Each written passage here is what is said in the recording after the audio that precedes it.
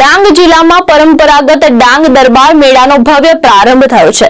પ્રથમ દિવસે જ લોકપ્રિય ગાયિકા કિંજલ દવેના કાર્યક્રમમાં જનમેદની ઉમટી પડી અને તેમના ગીતો પર લોકો ઝૂમી ઉઠ્યા હતા।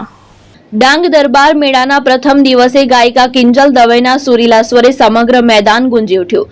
દૂર દૂરથી લોકો તેમના ગીતો સાંભળવા માટે અહીં પહોંચ્યા હતા। કાર્યક્રમ દરમિયાન પરંપરાગત આદિવાસી નૃત્ય અને સંસ્કૃતિના રંગ પણ છવાઈ ગયા। ડાંગની લોક સંસ્કૃતિ જોઈને કિંજલ દવે પોતે પણ પ્રભાવિત થયા અને આદિવાસી સમાજની પરંપરાની પ્રશંસા કરી।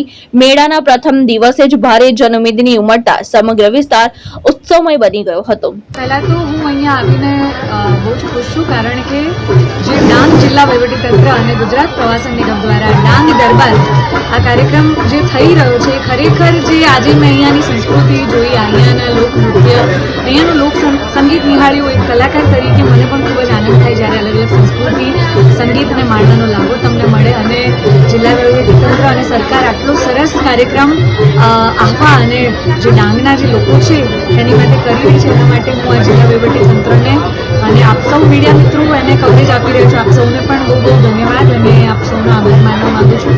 અને મને ખૂબ જ આનંદ થયો અહીંયા પરફોર્મ કરીને। ખૂબ જ બહુ જ પ્રેમાળ લોકો છે અહીંયાના, એકદમ સંગીતમય વાતાવરણ છે, ખૂબ જ મજા આવી। શંકર ગાયકવાડ, દ્રષ્ટિકોણ ન્યૂઝ, ડાંગ।